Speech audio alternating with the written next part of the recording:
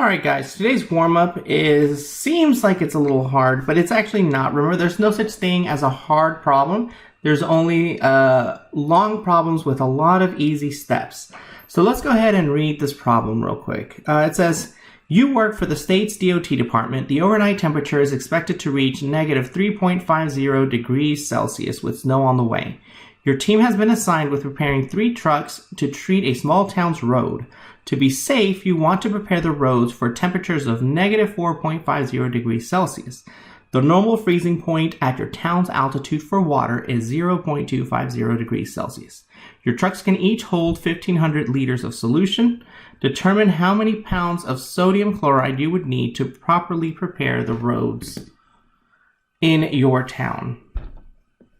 All right, so in this case, it's important to note, one thing that sticks out is that the normal freezing point at this altitude is 0.250 degrees Celsius.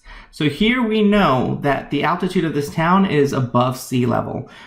Freezing point and boiling points for water will change varying depending on the altitude in which you are located in because of that vapor pressure that's required to evaporate and or freeze. So with that in mind, that's why you're going to vary away from that 0 degrees Celsius freezing point. So the closer you are to at sea level, that's where we're going to freeze at 0 degrees Celsius. Away from that, that freezing point is going to rise slightly depending on the atmospheric pressure conditions in your town or your city or wherever you're living in. So just kind of keep that in mind because our freezing point is not 0 in this case. So for this problem, it says that we have 3 trucks. So let's go ahead and just highlight what we have. We have 3 trucks. We want to prepare the roads to negative 4.50 degrees Celsius. So we want to make sure that we lower the freezing temperature of water to negative 4.50. And we know that each truck can hold 1,500 liters. So we also know that we're preparing this with sodium chloride. So those are all the information that we have, and it's everything that we need. So in this case, we're actually going to start backwards. We know that our freezing point depression is going to equal to I K F M.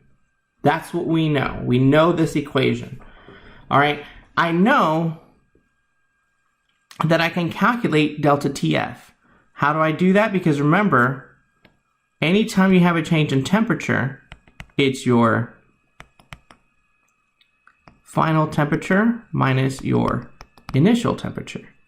All right, my initial temperature here is 0.250, and I know my final temperature has to be negative 4.50. So my delta TF is equal to my final temperature, negative 4.50, minus my initial. And so my delta TF here is going to be negative 4.75 degrees Celsius. Okay. Now I know that the equation is negative delta TF, so I'm going to go ahead and divide both sides by negative 1. So negative delta TF then is equal to 4.75 degrees Celsius. Now that I have this, I can then start plugging things into my equation up here. So I know delta TF is, negative delta TF is 4.75 degrees Celsius. And that's going to equal to I. Now, what am I dealing with here? I'm dealing with sodium chloride. Sodium chloride is NaCl. So this is going to have a value of 2, 1 sodium and 1 chlorine ion when it dissociates, times my constant, which never changes for water, is 1.86, times my molality. I don't know it, but that's okay. I have an equation here with only one unknown variable, so now I can begin to solve. So as I begin to solve, let me zoom out here. Okay. Then I end up with 4.75 degrees Celsius is equal to 3.72 molal divided by 3.72. And I have a molality of 1.27. Okay. So now I have molality. What did I do? Why did I do it? Well, in this case, I figured out what concentration of a solution I would need in order to bring the boiling point, or sorry, to bring the freezing point of water from 0.250 degrees Celsius and lower that all the way down to negative 4.50 degrees Celsius. So in order to do that, I need a concentration of a 1.27 molal solution of sodium chloride. All right, so now I know what concentration my solutions need to be in. So now I just got to solve to figure out how many pounds of sodium chloride this is going to be. Well, if I know my concentration and I know how much solvent I have, then I should be able to solve that pretty easily. So I know that I have 3 trucks, and each truck can hold 1,500 liters. So 1,500 liters times 3 gives me 4,500 liters.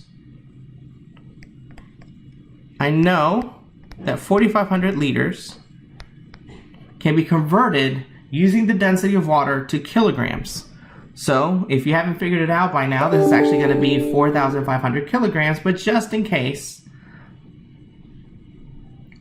I'm going to go ahead and solve this out for you. So there's 1 liter for every 1,000 milliliters, and 1 milliliter for every 1 gram, and there's 1,000 grams for every 1 kilogram. So as you can see, this 1,000 here cancels out. This ends up just being 4,500 kilograms of solvent that I can have. So I need to prepare 4,500 kilograms of solvent. I know my molality, so now I can just figure out how many moles that is. So as I do that, I just set up molality is equal to moles over kilograms. So what does that mean? It means that I have 1.27 molal that I figured out is equal to N over 4,500 kilograms. I multiply both sides by 4,500 kilograms, and I get a value of 5,715 moles of sodium chloride. Okay. I'm not going to round here because I still got to continue on to the end. This is only part 1 step to get to where I need to be. So what did I do? Now I just figured out how many moles I would need, how many moles of sodium chloride I need to dissolve into the 4,500 liters of water that I'm going to use to fill up my trucks to get a concentration of 1.27 molal. We need that 1.27 molal in order to be able to decrease the freezing point of water from 0.25 degrees Celsius to negative 4.5 degrees Celsius. So I'm just going to set up a stoichiometry value here because now I just need to figure out the mass. Well, if I have moles, figuring out mass is pretty simple and straightforward. Let me go ahead and do that. So 5,715 moles of sodium chloride. Okay. I know that 1 mole of sodium chloride has 58.44 grams. I know that there's 1,000 grams in 1 kilogram. And the reason I want to convert to kilograms is because if you recall, I was given the conversion factor here that 1 pound is equal to 0.454 kilograms. So I can now use that here. 0.454 kilograms is equal to 1 pound. So if we walk through this, moles of sodium chloride cancel, grams cancel, kilograms cancel, and I should be left with pounds. And so my answer ends up being 736 pounds of sodium chloride. Alright guys, hope you guys have a great day. If you have any questions, please feel free to let me know. Otherwise, just keep working hard. Make good choices. Bye-bye.